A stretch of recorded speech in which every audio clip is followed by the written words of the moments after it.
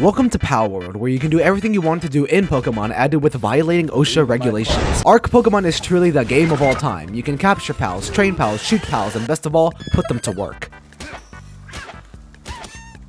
Oh my god! Oh shit! I would like to introduce my extra zesty character named John in the world of John Palworld. You see, this game taps into the intrusive thoughts you had while playing Pokemon. What would happen if you threw a Pokeball at a human? It doesn't work in Pokemon, but in Palworld it sure as shit does. How can we stop Pokemon from unionizing? Here's a better question. What happens if a Pokemon meets a 9mm? The game turns Pokemon on top of its head. Literally. Instead of turn-based combat with a flowery story about beating the bad guy, Palworld dives deeper into the fucked up world that is the US labor market. The game is set in a mysterious island called Southeast Asia, surrounded by creatures called pals, as the name suggests. From the great teachings of Christopher Columbus, there is only one thing to do. I will make sure my forefathers are proud. You first want to catch an unsuspecting low-income neighborhood and offer them the dream wage of $3 a year. Once you have collected your low-wage laborer, you put it to work and will support you in doing literally everything for you. That's it. That is 90% of the game. Like in many survival games, you can level up by simply doing chores and killing the native population. But the best way to level up is to catch 10 of each pal. Create balls and capture more pals to further improve your empire, and you can also add amenities so that your pals have less stress while working. Of course, this is optional. They'll still be working because what other options do they have? You can explore around the world and unlock various waypoints to get one-shotted by things much higher level than you. I'm gonna snack that thing, hold on.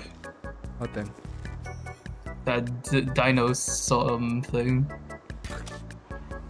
I do 9 damage to it. Yeah.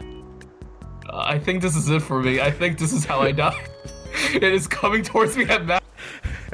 Oh my god. Get me out of here.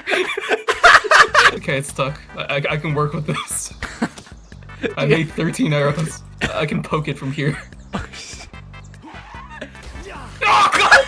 You also find big shiny ones that will earn a meets expectations on their performance evaluation. You see, you and your pals are soft locked by your own level. This encourages you to actually go out and touch grass. Check out pals like Daydream, which put people to sleep, the Hoodwink, and of course Depresso. I think you can get a good gist from its name only. Some are chill, some will fuck you up. A lot of them just run away, but when you attack them, they start fighting back. In any case, you can fuck them up later, at least their descendants. The leveling system is similar to Ark Survival Evolved, featuring Vin Diesel. You have a tech tree which unlocks more and more stuff like a fucking grappling hook and also increase your stats. The good thing about the stat upgrades is that it gives you a lot per level, so there is a significant difference from level to level. Now, considering that yes, you are living the American dream of exploitation, there is nothing that money can't buy. You want to buy pals? Sure, go ahead. Sell pals? Of course. Don't ask why he has a guillotine there. I'm pretty sure it's there for humane purposes, such as starting a revolution. Buy happiness? Well, if having more bucks in the bank is happiness, then hell yeah, you can. Honestly, that is indeed most of the game. There is not much else to it than building a base, capturing animals, and putting them to work. However, because of the tech tree, the fact that you can unlock the most insane kind of shit is what makes this game fun to play. My current favorite is my pod, my penguin of mass destruction. The game loop on paper doesn't seem that compelling, but when put into practice, it somehow meshes really well with the open world environment and discovering new areas and new pals. It's a true sandbox that isn't meant to guide you anywhere, instead allows you to fuck around and find out. For as much shit that Palworld gets for copying Pokemon, it's still more original than whatever this thing is. I'm kidding, this is just straight up white Eevee here. But in any case, I think people are too focused on the design of the pals instead of the big picture of the game. While on the surface, it's just Pokemon with guns, even though you unlock guns at like level 29. The difference comes from not just the gameplay, but from every pal being let me check my notes real quick, the Gen Z version of Pokemon. Like this one that is currently trying things with humans and does handiwork the fruitiest way possible.